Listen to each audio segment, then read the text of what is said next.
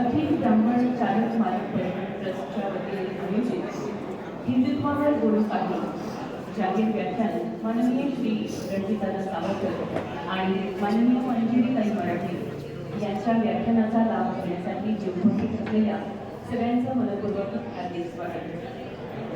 रामकृष्ण परशुरामाच्या या भारतवर्षातील ही महाराष्ट्र भूमी छत्रपती श्री शिवाजी महाराज आणि धर्मवीर छत्रपती श्री संभाजी महाराज यांच्या कार्यकर्तृत्वाने गौरवित झालेली भारतभूमी, महान साधू श्री मोरया गोसावी यांच्या पदस्पर्शाने पावन झालेली ही चिंचवड नदी, याबरोबरच ज्ञानेश्वर माऊली आणि जगद्गुरू संत श्रेष्ठ श्री तुकाराम महाराज यांच्या संस्कारांच्या लहरींनी संपन्न असलेली आपली ही चिंचवड नदी.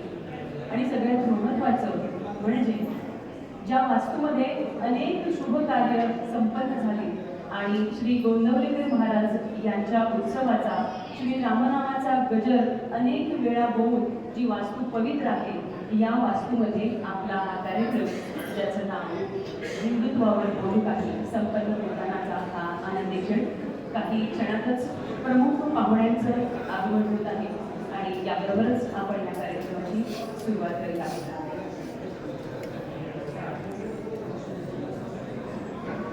प्रमुख उपस्थिती असणाऱ्या माननीय वक्त्या मंजिरीताई मराठे, माननीय प्रमुख वक्ते श्री रणजितदादा सावरकर यांचं व्यासपीठाकडे आगमन होत आहे. आपण सगळ्यांनी जोरदार टाळ्यांनी त्यांच्या कार्यकर्त्यांना एक जोरदार सलामी देऊया.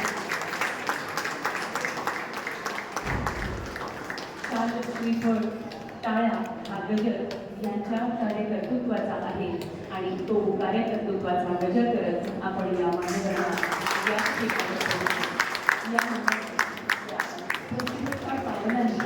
समर्पित मनाने आपण काम करत आला आहात आणि आपल्या वाणीतून येणारे महत्त्वाचे बोल हिंदुत्वावर बोलू काही हे ऐकण्यास आम्ही सगळे आतुर आहोत. याबरोबरच मी माननीय श्री श्रीनिवास कुलकर्णी, स्वातंत्र्यवीर सावरकर सामाजिक संस्थापक अध्यक्ष आणि ब्राह्मण जागृती सेवा संघ महाराष्ट्र प्रदेश उपाध्यक्ष यांना देखील विनंती करते आपण व्यासपीठावर यावं.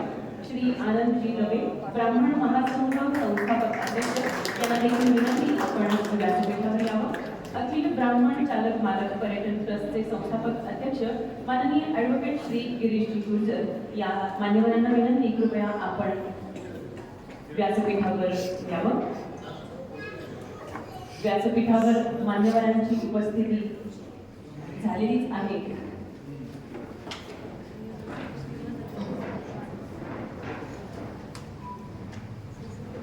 त्यांची खरं तर वेगळी ओळख करून देण्याची आवश्यकताच नाहीये, कारण आपल्या सगळ्यांना ते सर्वश्रुत आहे. तरीही व्यासपीठाचा मान म्हणून आपण यांचा परिचय देखील करून घेणार आहोत. तत्पूर्वी आपण भारतीय संस्कृतीची रीत निराळी, भाव आणि भक्तीची आवाहन करता गणेशास मंगल कार्य सफल होण्याची आपण कार्याच्या आरंभी गणेशाची वंदना करूया आणि कार्यक्रमाची सुरुवात करूया.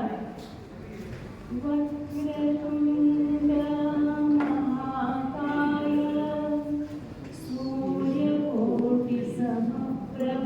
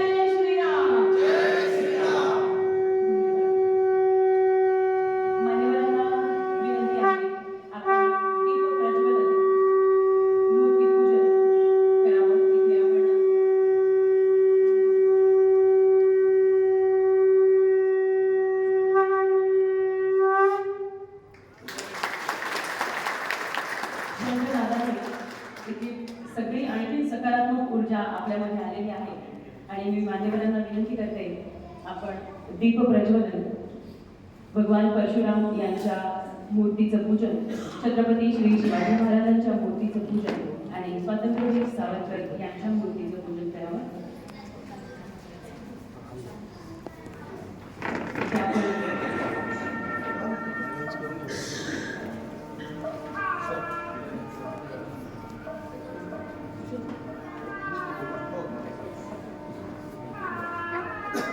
इथे आपण एक दीप त्यागाला लावूया.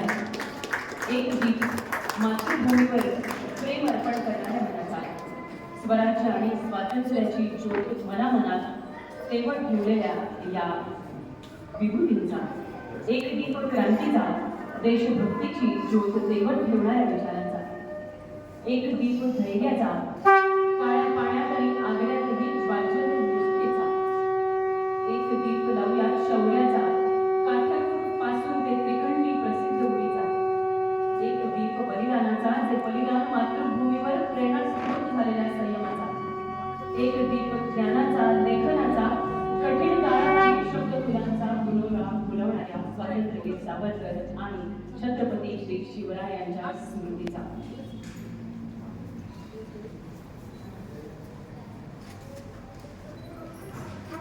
अवघ्या महाराष्ट्राचं आराध्य दैवत असणारे छत्रपती श्री शिवाजी महाराज, आपल्या ब्राह्मण वृंदांचे आराध्य दैवत असणारे परशुराम, भगवान परशुराम यांच्या आशीर्वाद मागूया. एकी टिकवण्याचे. छत्रपती शिवाजी महाराज की जय. शिवरायांचे 8वावे रूप, शिवरायांचा 8वावा प्रताप, शिवरायांचा 8वावा साक्षी, भारतरत्न स्वातंत्र्यवीर सावरकरांचा विजय हो. स्वातंत्र्यवीरा तुझी आरती, शशी सूर्य आरती भारती, स्वातंत्र्यवीरा तुझी आरती, तू देशबंधू, तू दैव सिंधू, हे आर्यपुत्रा, तू मात्र हिंदू, धरते त्रिकंडी तुझी देवरूपी, क्रांतीरती तू महासारथी. अशा प्रकारे स्वातंत्र्यवीर सावरकर, छत्रपती श्री शिवाजी महाराज आणि परशुराम, भगवान परशुराम यांच्या प्रतिमेचं पूजन आपण सगळ्यांनी केलेलं आहे. याबरोबरच आपण सादर होऊया महाराष्ट्राच्या या मातीचा, वैभवाचा वारसा सांगणाऱ्या महाराष्ट्र गीतास. आपण काही काळ जागेवर उभे राहून महाराष्ट्र गीताचा मान सन्मान करूया.